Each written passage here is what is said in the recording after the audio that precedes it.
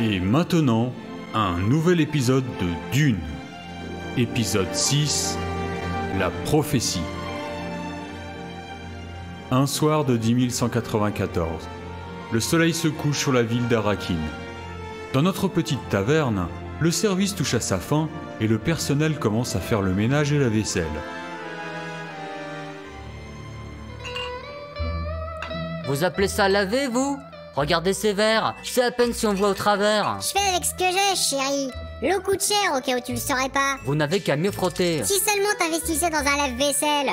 Les Ixions en ont sorti un super économique qui te lave une fournée de vaisselle avec une seule goutte d'eau. Mais non, monsieur tient ses sous de très près. Figure-toi que je me suis renseigné sur ton truc. Ils disent que c'est quand même globalement une machine intelligente, hein. Plus que toi en tout cas, et c'est pas difficile. Bah justement, j'ai pas envie de me prendre un contrôle de l'inspection butlérienne, moi. C'est reparti. C'est clairement écrit dans les principes du djihad butlérien. Tu ne feras pas de machine à l'esprit de l'homme semblable. Gna gna gna gna gna gna gna. En attendant, une machine à l'esprit d'une boniche semblable, ça me suffirait largement. Tiens, des clients à cette heure-ci? Oh non, pas le seigneur Muad'Dib. Eh ben, quel accueil chaleureux. Ça fait toujours plaisir de se sentir le bienvenu. On allait fermer, sire. Vous voulez pas revenir demain, hein? J'en ai plein les pattes, là. Je peux à peine arquer, j'ai les yeux qui se ferment tout seuls. Vous pouvez partir. Vous parlez au seigneur Muad'Dib, aubergiste, pas à vos piliers de comptoir habituels. C'est tout comme. La dernière fois que vous êtes repartis d'ici, vous étiez sous comme des cochons. Le seigneur Muad'Dib, il m'a tout salopé dans la baraque. Il s'est même foutu sur la gueule avec mes clients. Ha! Elle est belle l'aristocratie de nos jours, hein. Vous préfériez peut-être le régime des Harkonnen? Les impôts à gogo, les arrestations arbitraires, la torture? Si ça vous dit, je peux vous arranger ça, hein. Ah, tout de suite, les menaces, les gros mots et tout. Bon, il vous reste quoi à picoler? Ça veut dire que vous allez pas partir, hein? Faites ce qu'on vous dit, bon Dieu. Il est d'une humeur de teckel aujourd'hui. Ah là là. Bon alors, qu'est-ce que j'ai, moi?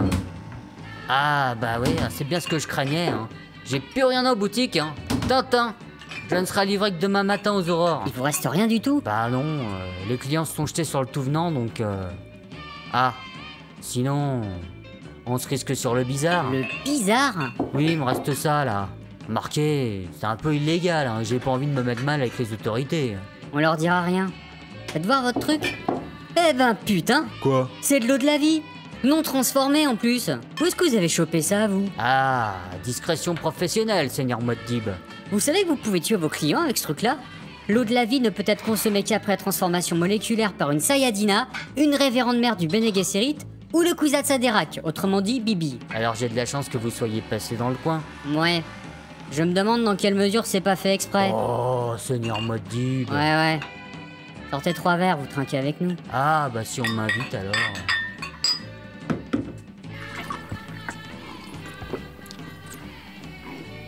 Qu'est-ce que vous faites, Paul? Bah là, je mets une goutte de l'eau de la vie dans ma bouche, j'altère sa composition chimique et je la recrache dans la bouteille. Ça va servir de catalyseur pour transformer le poison. C'est pas un peu dégoûtant, non? Si vous connaissez un autre moyen, faites-moi signe. Voilà, c'est prêt. Allez, cul sec, prosit. Surtout bonne chance. Oh putain, La vache! Les coiffes, hein. faut dire, c'est plutôt une boisson d'homme. Je connaissais une caladanienne qu'on buvait au petit déjeuner. Pfiou. Dites, je crois que je viens d'avoir une vision du futur. Y aurait pas de l'épice là-dedans? Il y en a. Dites, ça rendrait pas aveugle à terme votre truc là? Non, aucun risque. C'est marrant, dans ma vision, vous deveniez pourtant aveugle, seigneur Muad'Dib. Tot, pas de spoiler. Reprenons plutôt ma biographie, voulez-vous? Maintenant? Mais je suis pas en état, j'ai l'impression d'avoir la tête qui se détache du reste. Mais non, elle a pas bougé. Les renards. Il y en a partout. Faut prendre les pilules contre les renards. Oh! Et là, vous vous sentez mieux? Ouais. Alors allez-y, bon Dieu, on n'a pas toute la nuit. Ah là là, et dire que je fais ça gratuitement. Bref. 10191. Les Atreides viennent d'atterrir sur Arrakis au terme d'un voyage à travers les plis spatiaux. Le duc Leto, la dame Jessica et leur fils Paul Atreides descendent de la passerelle de leur frégate de transport, suivis de près par Tefirawat, le docteur Huey et Gurney Halleck. Tu parles d'une planète. Dès que le soleil se lève, on passe de 4 degrés à 40. Je crève de chaud. En effet. Je pense que tu peux enlever ton manteau de fourrure. Si la décence me le permettait, j'enlèverais tout le reste aussi. J'aime autant pas, mère. Surtout avec tout ce monde qui nous regarde. Ce ne serait pas très avisé. On vous a demandé le temps qu'il fait, vous? C'est chamaillerie. Tefir a raison. On nous regarde. D'ailleurs, c'est assez flippant tous ces gens aux yeux bleus qui nous fixent comme des bêtes curieuses. Ils doivent certainement se demander si nous serons mieux ou pire que les Harkonnen. Ces bêtes ont fait énormément de dégâts. Nos agents de propagande ont déjà commencé à distribuer des tracts vantant vos qualités de leader, Seigneur Leto. Quelque chose me dit que ces gens ont besoin de preuves concrètes, et pas d'un boniment imprimé sur du papier recyclé. Pourquoi leurs yeux sont bleus comme ça?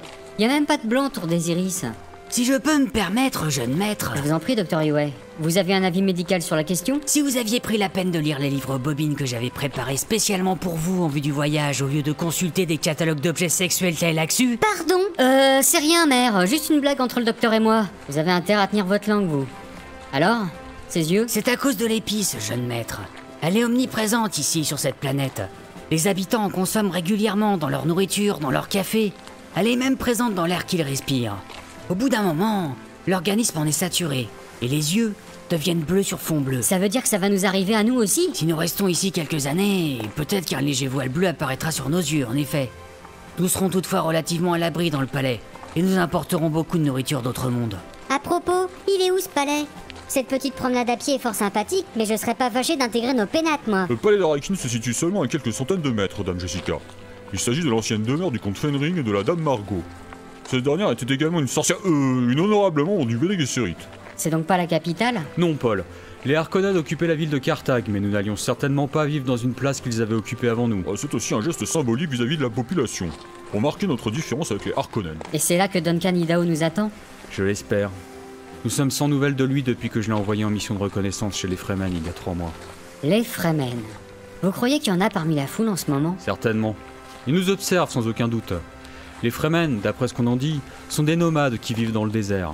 Ils sont indépendants et ne payent de tribut à personne.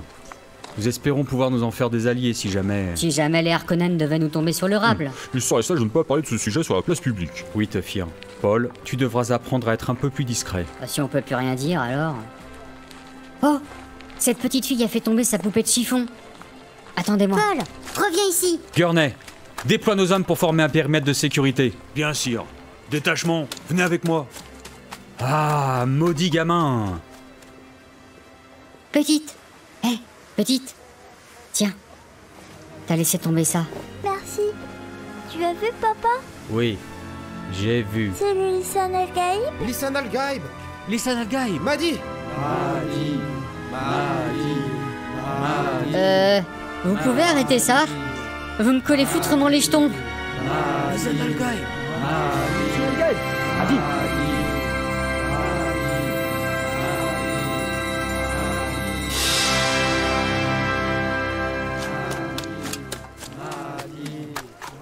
Paul, qu'est-ce que t'as foutu, bordel? Rien, j'ai juste rendu sa poupée à cette petite fille. Un mouvement de foule pour une poupée? J'ai pas l'impression qu'ils nous veulent du mal.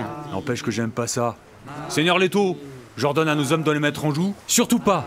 Nous ne sommes pas les Harkonnen et s'il y a une occasion de le montrer, c'est bien maintenant. On fait quoi alors, sire? On se replie. Calmement.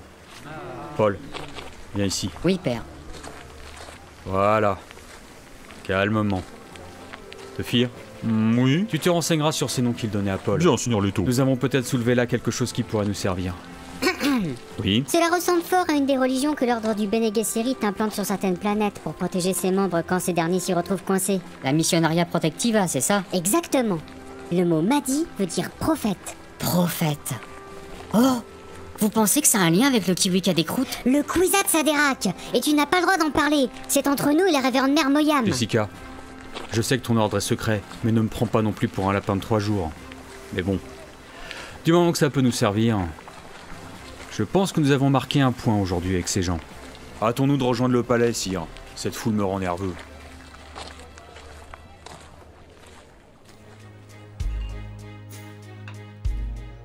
Ça vous ira, Seigneur Muad'Dib? On peut arrêter pour aujourd'hui. J'ai des mouches qui volent devant les yeux. Non, mais il y a vraiment des mouches. De toute façon, je ferme là. Faut vraiment que j'aille me pieuter là. Bon, on décarre.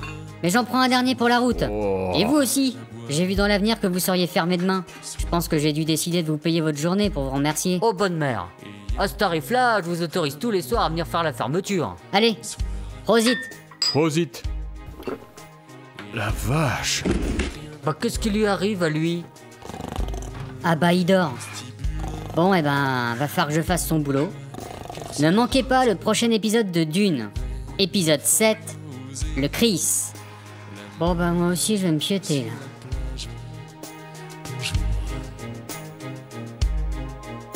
La monnaie sur la plage. Bonjour.